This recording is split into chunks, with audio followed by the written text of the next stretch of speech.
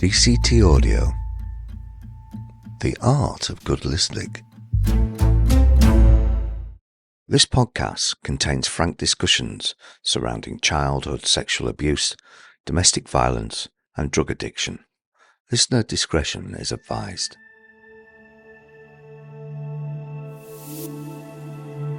You're listening to a podcast on the Audio Boom Network. This is A Mindful Life with me, Dave Thomas. Thank you for downloading this edition of the programme. I do hope you enjoy it. Mike and Danny, a very warm welcome to A Mindful Life. I'm delighted that you're able to come and join us today. I think we've got three Manchester lads sat at the table, is that right? You're both from Manchester. Whereabouts are you from, Danny? I'm living in Fallowfield at the moment. Know it well. Born in Clayton, but I'm living out in the hills now, in Rochdale. Yeah, but you don't have a Rochdale accent. No, do we that? No.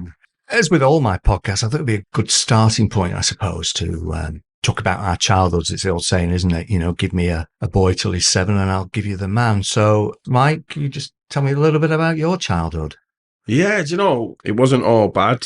Grew up in Clayton with my mum and dad. Mum and dad had their own issues, but I never saw it. Do you know what I mean? I never saw the issues between them. My dad ended up an alcoholic.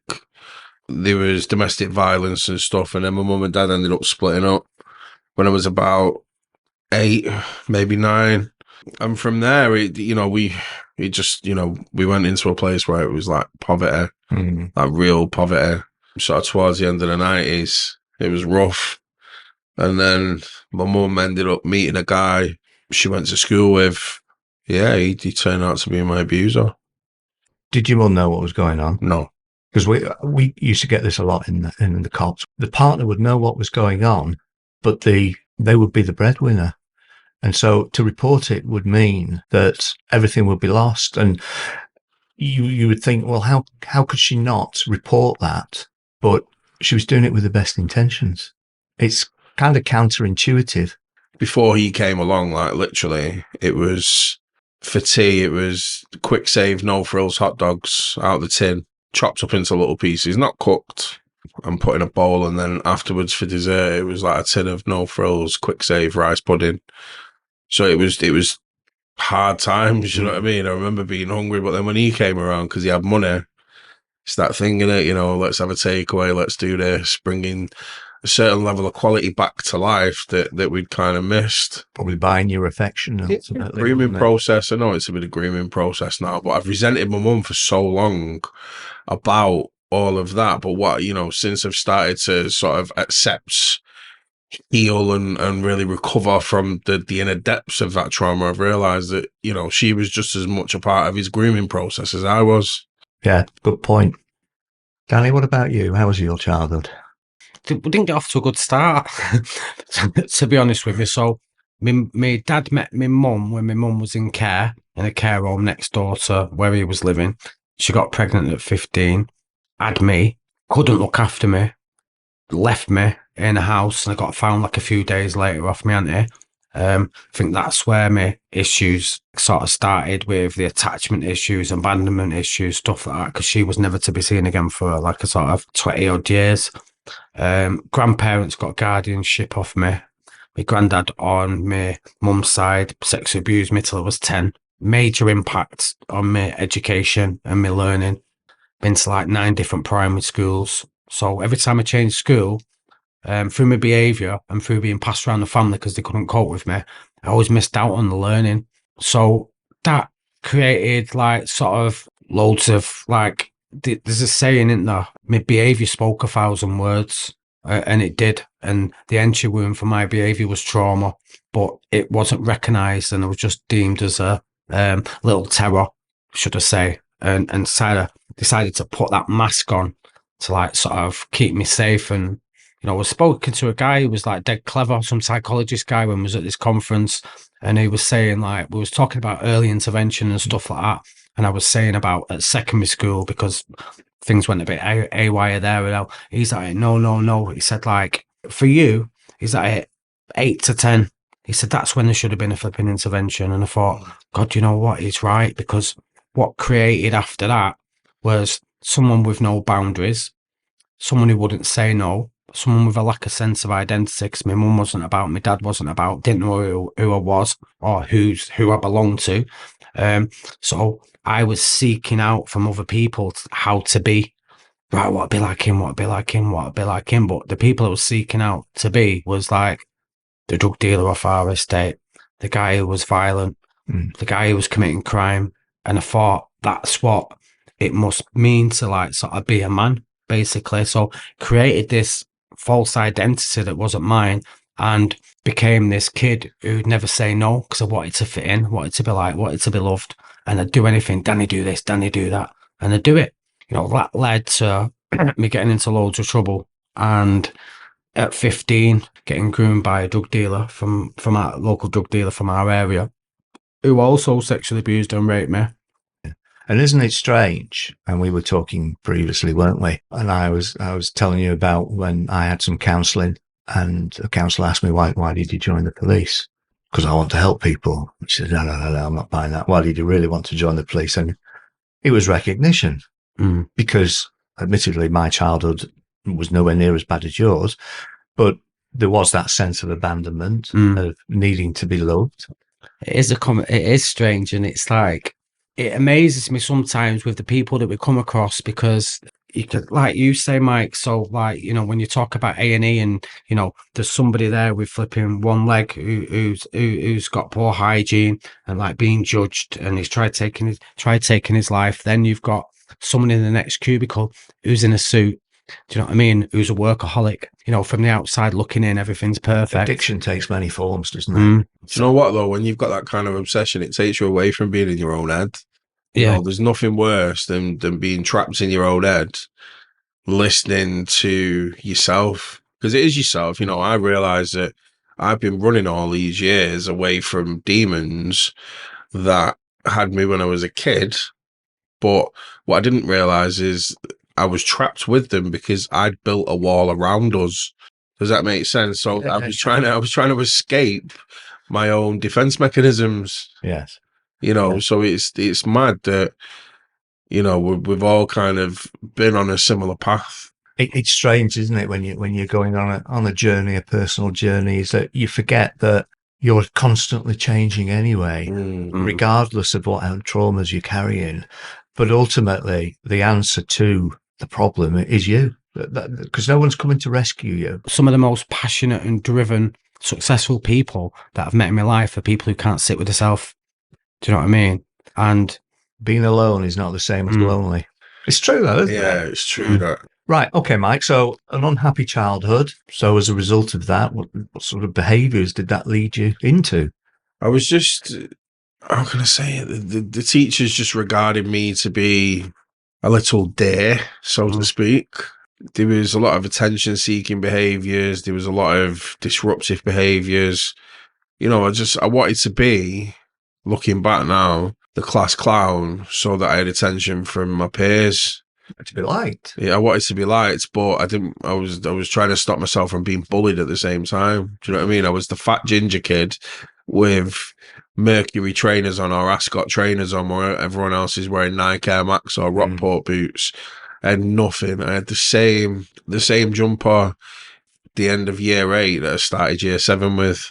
You know, it was poverty times. Like, I was a poor kid. And yeah, it just, you know, I ended up going to a residential boarding school. Your ultimate cry for help, which was ignored or dealt with the wrong way, was the fire. Yeah, it was, but it's like, so I tried to I did disclose about the sexual abuse and stuff to the deputy headmistress at the time at the school that I was at. And when I say she took me in her office, and there was bruises on my body, but I'm not talking like superficial bruising. I'm talking like dark black, purple bruising from where I'd been like severely hit, bite marks, scratch marks. And I told her everything, and you know, about the sexual abuse and the beatings and being locked in a cupboard and all these different things. And she pulled the camera out, got somebody else in, stripped me down to my underpants and was taking pictures of me. And then she said, after she took a statement, she was like, right, you know, go to class. A social worker's going to come and see you before the end of school today. So I was walking away and I was like, wow, like that's all I needed to do. All I needed to do was just speak out and tell someone I wasn't safe at that point, because I was told at 3:30 when school finished to go to reception. And that same teacher that I'd disclosed to in the morning was stood in front of me with my abuser, telling him everything that I told her. And she was saying to both of us that we needed to go back to our home where he lived with us, because a social worker was going to come to the house afterwards. So that was one mess up. But so you can imagine, she released me with him for him to take me home. And then we was living in Harper Hay at the time. And there's a big park sort of in Harper Hay and Blakely called Boggart Hole Clough. And we had to walk through Boggart Hole Clough because it was the quickest jib. It was the quickest way to get back to the house. And as we, there's zero conversation between us. Like, it's just quietness. But yeah, we're walking through Boggart Hole Clough and he just stops dead and he says to me, look over there to the right hand side. So I looked over and it was like all the autumny leaves had fell, but there was what looked like a partially dug grave there. Now I know he'd not done it because he wasn't covered in dirt, but he basically turned around to me and said, you see that there? If you tell the social worker what's been going on, I'm going to slit your mum's throat. I'm going to bury her in there. I'm going to go to prison, talking about himself. And then I'm going to go into care and get raped and abused off all the older lads. So you can imagine, like, I got home, my mum's my protective factor.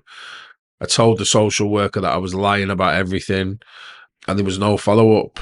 But 5 or 6 months ago, I requested my social services record, which was a massive 3 pages long. And on the last page, Lorna, the social worker who came out to the house, went back to school to see who was the teacher that let me go with. And Mrs. final statement on that was she believed that I'd made up lies and accusations about because she thought I was jealous of the relationship that him and my mum had. So that was her final say. So for me, like, that was my cry for help there. I needed help. I thought I was going to be saved. I wasn't saved. And then it just sent me into a spiral. And I ended up setting a fire at school. I was walking to school one morning with my mate Martin. Obviously, by this time, I was smoking a lot of weed. And Martin had robbed my lighter. And all I wanted to do was go in and have a joint behind the bike sheds before I went to the unit that I was in. I couldn't find a lighter, so there was a new building that had been built over the summer. I knew that in the new building, it was hollow under the stairs, and everyone used to, like just a blank space, and everyone used to store the bags under there between lessons. So I went rooting through everyone's bags to find a lighter. I found a lighter, but I didn't light a spliff. I set fire to everyone's bags. Why do you think you did that? Do you know what? I've asked myself that question so many times. And if I'm really, really honest, I can't remember. I just know that that's what I did. I don't remember the reasoning behind it. It wasn't to hurt anyone. I didn't want to hurt anyone. But either way, I did it. And prophecy was kind of right, because he didn't go to jail and my mum didn't die, but I went into residential care where there was peer-on-peer abuse and I was raped and abused in there. So it for me, I shouldn't have. You ever seen Shawshank Redemption? That little chubby guy goes in there in the beginning. He's like, I want my mum, I shouldn't be here. I was that guy, going in there. It was very, very institutionalized, and it was, I've never been to prison, but it was like a prison setup. So you go in, you've got your induction wing, all single room. But within the first week, 2 weeks, I saw people getting stabbed up in the showers, people getting battered in the showers. And that was a place where it's like, wait a minute, I'm vulnerable. I know I'm vulnerable, but I need to do one or two things. I need to just allow things to happen, or I need to start fighting. And I'll be honest, it's that place that took every bit of fear out of me. I don't fear nothing because of that place. How about you, Danny? I think it was the impact of what had happened that flipping led me to the dark places, to be honest with you. Not having my mum about and not having my dad about, I think that had a big impact on me.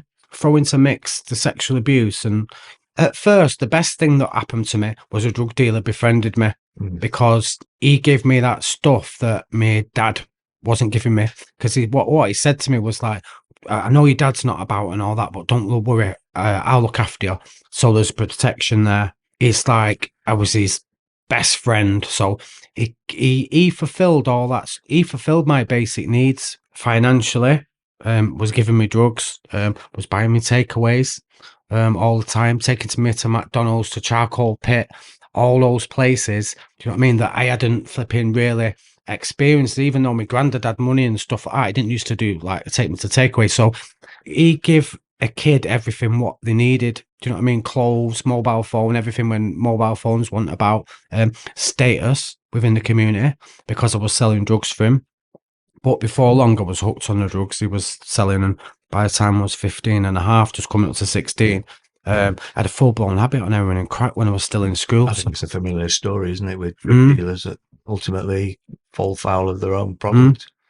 You know, I was doing that for him, and that went from 15 to 21, and he wasn't just outwardly sexually abusing me and raping me, he was spiking me and about 10 other lads as well, and doing all kinds to us when we was out cold, like proper out cold. And that lasted till I was 21. So I was like I was useful to people because I'd do anything. And there was nothing was off limits, if you know what I mean, in terms of committing crime or flipping, do take this here, take that there, hold this, hold that. I wouldn't have no problem. And taking the rap for people, all that kind of stuff. So I ended up getting in loads of trouble, you know, and ultimately how I got away from him is I went to prison when I was 21.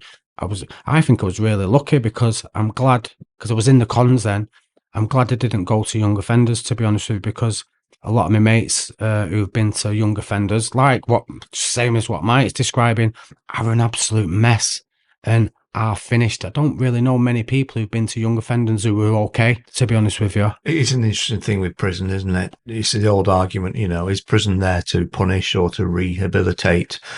And to be honest with you, it's doing neither at the moment, in my opinion. And it just gives society a breathing space from the people that are inside, doesn't it? So there's nothing. There was no rehabilitation when I was in prison. It was like, it was a way for me to meet other people and learn how to commit different crime and make new contacts and get so deep into selling drugs and with people's names I won't flipping mention. You know, I was gone. And, you know, what that resulted in was me on the revolving door of prison, probation, rehab, detox, mental health units, drug services, A&E, round and round I flipping went for many years because nobody ever asked me why I was behaving the way I was behaving.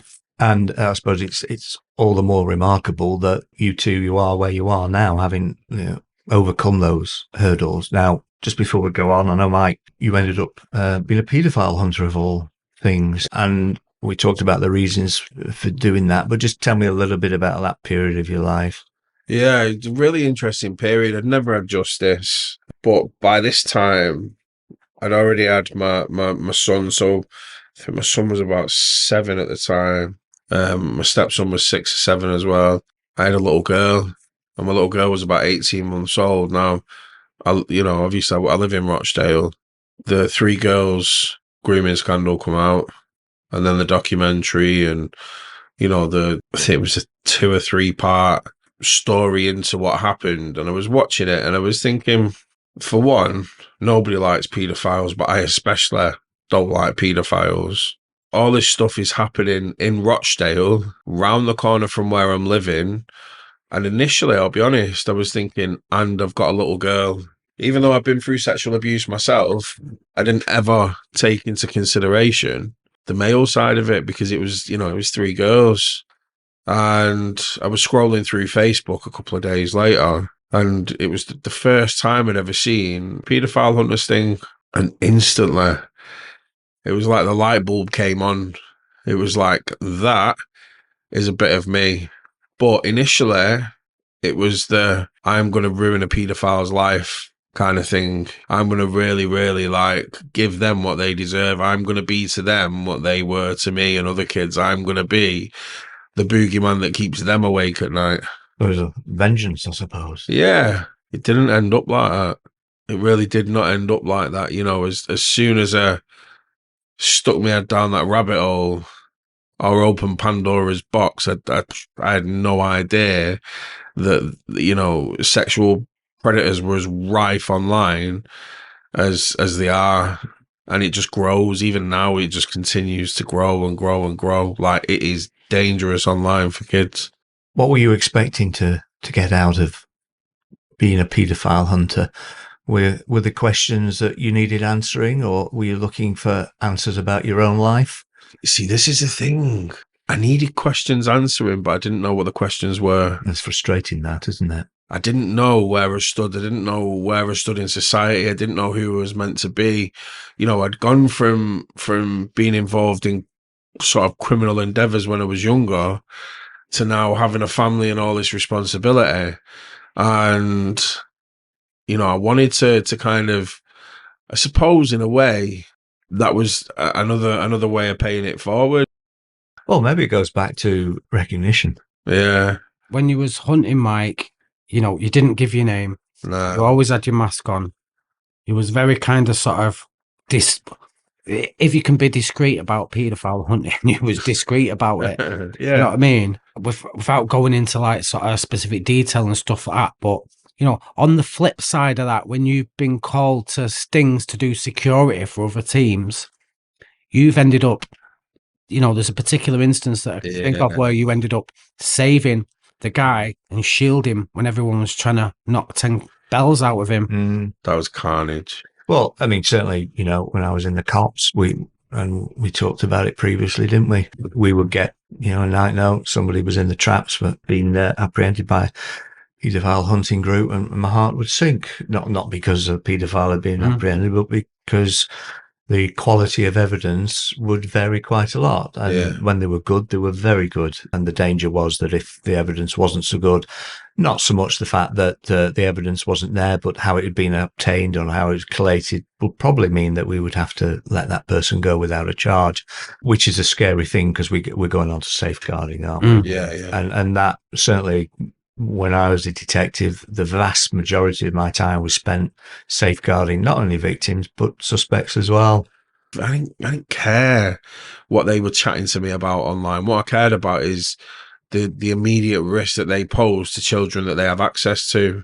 That was the real thing for me, the safeguarding concerns around that. So what I then did to make sure that everything was on point was I downloaded the Sex Offences Act 2003, and based on child sex offences, I put together a tick list, which would basically give me the chain of evidence that I needed in the way it was needed to be able to get a prosecution.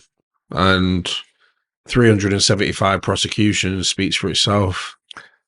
The salvation that you thought paedophile hunting would be for you ultimately nearly ended in you taking, well, you did try to take your own life. Yeah, I did. I just never, you know, I thought that that's who I was. I thought that's who I was meant to be, you know? I thought that me doing all this amazing stuff and being this person, you know, at one point on my Facebook page, I had about 200,000 followers, didn't I? And it was crazy because, you know, these 200,000 followers, a lot of them followed me from the beginning, because when I say it blew up, it didn't just, you know, start and gradually like it, because I did it a different way to everybody else.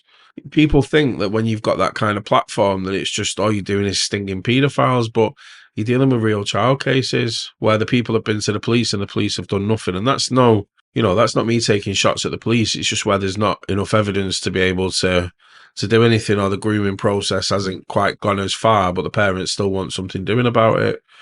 So you get them kind of cases coming through, and then you get cases that have been NFA'd, and the parents are annoyed because it's been NFA'd, and then you spend time looking through that. So it led to me going into complete burnout. You know, me and my missus had drifted apart. Me and my family had drifted apart. I was on the road 7 days a week. I fell into a similar trap, I suppose, in my work. And I made the mistake of thinking that I had to feel the trauma that the person I was supporting was feeling in order to be any good at my job. And now I realise that was crazy. And you're dealing with people who've got trauma. You're giving a bit of yourself to them. Yeah. And you're taking a bit of that person away with you. And perhaps the trauma and the cases that you were dealing with became too much. Way too much. You know, some nights I'd be up until 4 or 5 o'clock in the morning, marking off evidence and highlighting things and putting stickers here and, you know, what offence has been committed and how many times it's been committed. And, you know, it just become too much. I didn't realise how badly my mental health was getting. But yeah, 1st of January 2019, my missus found me hanging in the bedroom. I'd made my peace with God, and that was me. And I can honestly say it haunts me to this day to even, and I know she'll listen to it. It haunts me. It haunts me to think that I put that beautiful, beautiful woman through what she had to find on that day. Like, that hurts. There's a lot of guilt and a lot of self-resentment there because, you know, we've been together 12 years in December. She's my best mate.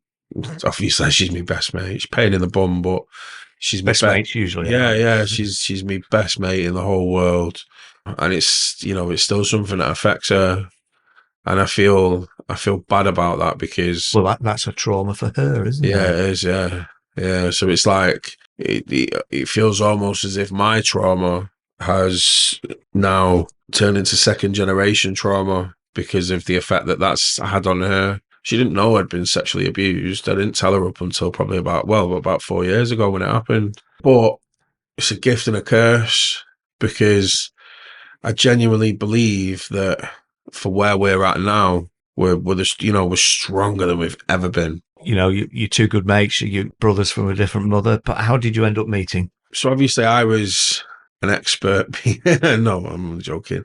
I was a paedophile hunter, and Dan was doing his campaigning thing and doing stuff on Facebook around men, you know, speaking out about being sexually abused, sort of binning off that toxic masculinity thing and actually talking about it. And I'd, you know, because of toxic masculinity, I'd never ever seen another man talking about being raped and abused, and I just couldn't, for the life of me, I couldn't believe what I was hearing. I couldn't believe what I was seeing. Now, I don't know who sent the first message, but at the same time I was watching Dan was watching me, thinking, I want to do what he's doing. So either way, we ended up, I think I sent the first message, but we ended up contacting each other. Honestly, that was one of the best things I ever did was reach out, because ultimately that then led to me going to Dan's peer support group, where I was able to sort of take the first steps, baby steps onto, you know, I think of it like a plane lining up to take off. You know, you've got to do all your taxiing and all your moving around the airfield to get into the right position. I genuinely feel at that time of my life like that was the right time for me to step onto that road of recovery and sort of finding self. And yeah, that's exactly what happened. It's a funny thing, recovery, isn't it? And it's a dangerous thing, because you start going into counselling and looking at your own journey. You know, you're opening up some pretty big boxes there full of pain. And if that's not dealt right and you're left with your pain that's now opened up without support, you know, I know people that have taken their own lives because they just can't cope with it because they weren't given the proper support once they'd started down that road. This is this big thing we have. So we're not just talking about sexual abuse here, because we don't just deal with that stuff. It's about trauma. And it's like, you know, we've said before, when myself and Mike run peer support groups, we've sat with people whose mum and dad have divorced, and it's had a profound impact on them, that they've gone down, you know, they've ended up as bad as, you know, somebody who's been sexually abused and raped as a kid. It's trauma's all flipping relative to yourself. But what we kind of say is, if you're going to disclose about any kind of trauma, whatever that may be, it has to be an informed decision from yourself, and not because somebody else thinks it's a good idea that you do it, because you're the one who puts your head down on your pillow at night on your own. Do you know what I mean? You're the one who's ultimately going to have to deal with it. So choose wisely, if possible. Obviously, things just come out sometimes, or you get triggered or whatever. But if you're going to embark on this road to recovery, to kind of sort of getting your mental health in the best place that it can, and you know you've got stuff to deal with, do your research online, look at what support services are out there, if any. with recovery and trauma, I don't think one hat fits all. And if you tell somebody that there's a certain way that you can recover and that is the only way, then you're setting that person up to fail, because what if that doesn't work for them? Then, people end up taking their lives because they think there's nothing out there. Two things I learned from my counselling, which are truths, is that the trauma never leaves you. It will always be there, but it's how you deal with it. Mm. And the other thing was, and it was especially true for me at work, I mean, it wasn't just work. A few things came together all at once: a bereavement, memories of childhood and work, and all came. It was a perfect storm. The other thing is that you can't get well in the place that made you ill. And so, I was due for retirement anyway. So I thought, time to go. And that's what I did, because I knew if I went back to that environment, it's not, the environment isn't going to change. So all I can do is take myself out of that environment. But the interesting thing for me there, Dave, is like we spoke briefly about before. It's like that must have had a profound effect on you, because that has been your identity for the past 25 years. You've got a warrant card. Oh, you stop, you here, get to the floor. Do you know what I mean? All that's gone. All that brotherhood's gone. Do you know what I mean? So it's like, then you're like, I can only guess.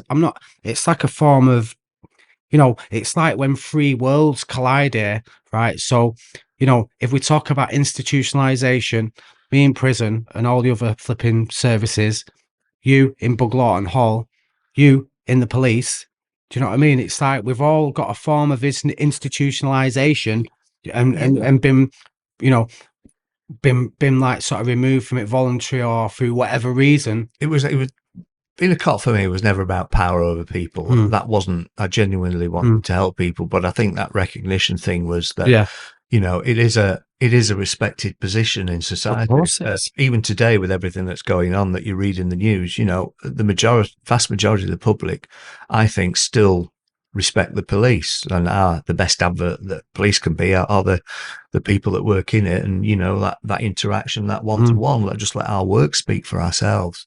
Certainly when I left, and I knew it was going to happen, but it still must have been a shock to the system. Was it the pileup? Did the pileup happen? No, it was just, I knew my identity was tied up in the police. And I've been out just over a year now, and it's only recently that I've started to think, who am I?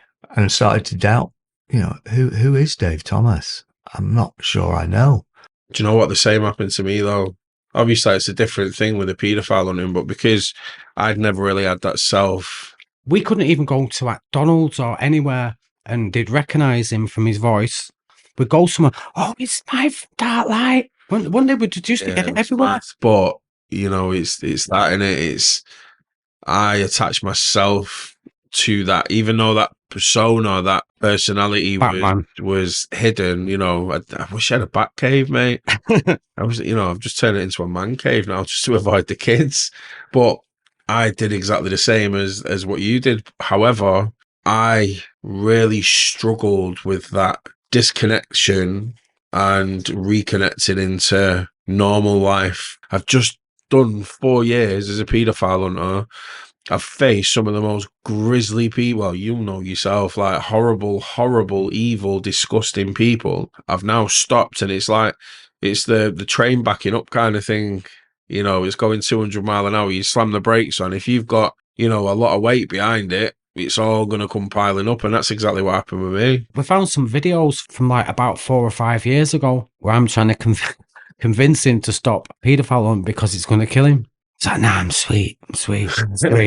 Next thing you know, noose around the neck. We were talking about our traumas, aren't we? And am I right in thinking you do a million pieces presentation? And the whole purpose is that, ask me about my trauma. It's not going to trigger me into. Yeah. It's amazing how many people think that way. So this is why. So basically, he was stopping paedophile hunting. I was doing some other work, and we're like, both met up with each other to tell each other, maybe stop doing what you're doing, we'll start something off together. Had a kebab, went to the city centre, went to the Arndale Centre, said, let's see if the security will let us on top of the Arndale. A lot of people jump off there, didn't think he would, but he welcomed him in with open arms and took us right up to the top and left us. So we looked down, we was taking some pictures of the city. It was like, we had like a bit of a moment and was like, God, look how much carnage we've caused in this city over the years. with drug dealing, with committing crime, flooding places with drugs, ruining people's lives, basically. And there's this saying that this lady called Sarah, who we'll talk about shortly, taught us, and she was like, when she first said it, I took offence, to be honest. She went, hurt people, hurt people. I was like, what's she on about? But it's true. And that's what we was doing. And we had a bit of a moment, and we was like, he was doing what he was doing with the paedophile hunting, and people like the police and other professionals wouldn't take him seriously or us seriously together.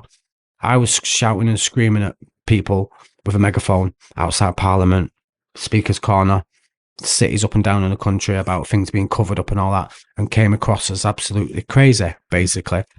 So they didn't particularly want to take me seriously either, because we was angry, we was aggressive, we wanted justice. Militant, weren't we? Militant. It was coming from an unapproachable place. People used to cross the road from us when we was criminals and selling drugs and stuff like that. Then we was in recovery and people were still crossing the road from us. Do you know what I mean? So it was like, how do we fix this? So it was like, right, let's stop taking a pop at people. Let's come up with a program which is trauma-informed, which inspires professionals to use professional curiosity. Let's call it 1,000,000 pieces, because we won't break into 1,000,000 pieces, just ask. And let's see where it goes. But Mike went, right, first we need to get all these professionals following us. So we come up with a campaign called Follow Me Our Kid, and started talking a bit about our experiences. And lo and behold, we're just about to, not like massive amounts, but we've got nearly 12,000 professionals following us on Twitter, and CEOs and heads of this and that. Once we got them following us, then we'd launch the program, 1,000,000 pieces. Just at that time, a professor called Dr. Nikki from UCLan got in touch with us, pulled us in for a brew, and she explained to us, that's when we got an understanding around what Mike was doing, because we're not professors or whatever, about the trauma reenactment. She taught us about that. And she taught us to be, don't hide your stories, be open and honest. We started doing that. Then a lady called Sarah Pritchard from Bernardo's got in touch with us and said, can you meet up with us? We saw Bernardo's and we thought, God's sake, they're going to get us info. But she wanted us to work in a flipping charity shop. Went and met her, and she helped us. She said, let's come up with a trauma-informed masterclass session in partnership with Bernardo's. And we didn't think Bernardo's would give us the flipping time of day, but because we were so brutally honest about our past and what we've been up to and everything, basically, and decided to be as open as possible and not hide anything. If people didn't like us, then that's your business. We don't really care. We're here to carry a message. Come up with some stuff with her. She took us on. She started mentoring us and kind of showing us how to, we didn't want to be professionals, but we needed to do things in a professional way, because basically we're just two scallies off the estate. Speak for yourself. Yes, you are, Mike. So she took us on as a mentor, and we started doing some stuff online with her, started doing some work with kids and stuff like that. And because of her faith in us, her taking a risk with us, because it was a big risk. Yeah, massive. We've just hit over 10,000 professionals. That's police, that's barristers, that's solicitors, that's judges, that is teachers. Family courts. Every person that you can think of who comes into contact with people who've experienced trauma, we've delivered training to. And it's people who've been getting in touch with us haven't been like sort of frontline workers. It's been CEOs of top organizations. You know, our ambassador is a guy who's an ex-copper, who's called Keith Fraser, who's now head of the Youth Justice Board England and Wales. He's our ambassador. And we've got Catherine Randall, who's the deputy flipping safeguarding lead for the whole of England, who's our other ambassador. Now, these are people who would cross the road from us. But because we've been open and authentic and have got a strong message and the truth, we've caused a trauma. I'm not like to think it's blowing our own wave no more. It's a tsunami, mate. We've caused a trauma-informed tsunami amongst professionals, and we're getting social workers ringing us. Can you come in and be consultants for us and advise us on this, that, the other? It's just been amazing, really, and a real privileged position to be in. And you know, it's the power of one, innit? Like, do you know what the beauty of it is that we have grown into men not really having faith in inverted commas the system, yet we're doing what we're doing now in the way that we're doing it. And trust me, we don't turn up to these events wearing shirt and tie, and we turned up to one meeting in a conference in London, the General Medical Council, and we both had shorts and sliders on. and everyone else was suited and booted. Like, we don't we're not here to impress people. Like, we're here to speak our truth in our words. And it's that authenticity that people kind of like. They like that rawness to it. But what I've realized is that the more and deeper we go down this rabbit hole, what I'm actually realizing is that I'm having my faith restored in the system, because I'm seeing some real people at the top who genuinely care and are not in their positions because it's a position, like you, not in their positions because it's a position of power, but they're in their positions because they want to make real change. And that's when you see the opposite side of the coin. You know, like police, for instance. I had nothing but beef with the police. I hated the police. But I hated the police because of some of the things I'd witnessed with people that were my associates and friends. But again, you know, it's. I think when you can see the opposite side of the coin and you're not looking at it through rose-tinted spectacles, you can actually see that there are people out there that care. And that humbles me, because I've now, you know, I've got a respect for the police. I've got a respect for the system, because I can see the people that are working behind the scenes. And they're the ones that are making the difference. It's cultural change within the system. We can never change the system, but we can change the people within the system.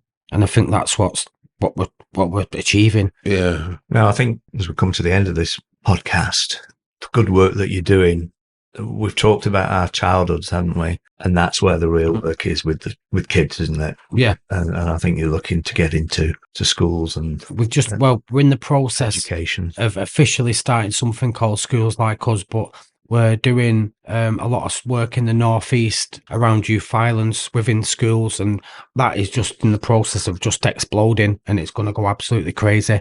We was in a school the other day, and the profound effects that those kids had on us was crazy. You know, we had one particular kid the other day. Mike did one school one day, then we did one together the next day. We've done a day's worth of filming with the kids that's in the videos about youth violence and knife crime and all that kind of stuff. But we actually got to teach a lesson, right, after we'd finished the filming, which turned into a peer support group with these kids. And about 20 kids, and they're like, what do you want to be? I want to be a drug dealer. And it's like, why? Because of the power and all that. And once we started delving into this kid's background and stuff like that, the trauma and the needs not being met at home, and it was like, where are you getting these messages from? And not going off on one ear, but it was like, you know, who's your favorite kind of like sort of influencer? Andrew Tate. It's like, you mean the guy who's up for trafficking at the moment? Well, who's just been released, but who's up for trafficking and got all these kind of misogynistic views and all that. Yeah, he's great, but he's got some really good things to say. I said, but there's loads of other people who've got loads of good stuff to say and don't kind of behave like him, and they just would not have it. They just would not have it. Top G's, the top G. But the best thing about that is, and our thing is like, we're kind of sort of anti, not spending any time focusing on, but we're kind of trying to do exactly opposite of what he's doing, and the message is what he's carrying, and we're having an opportunity to go into schools and do that. The stuff you're doing as well, you can't expect to turn everybody, but those seeds are being planted, and you don't know that. And we've been invited back, and the kids want us back. Fantastic. That's the beauty of it, though. You know, you never truly know how many. I say this all the time, but you don't know how many people you're gonna hit. You don't know how many people that's literally going to embed that message as part of their ethos, as part of their understanding of the world.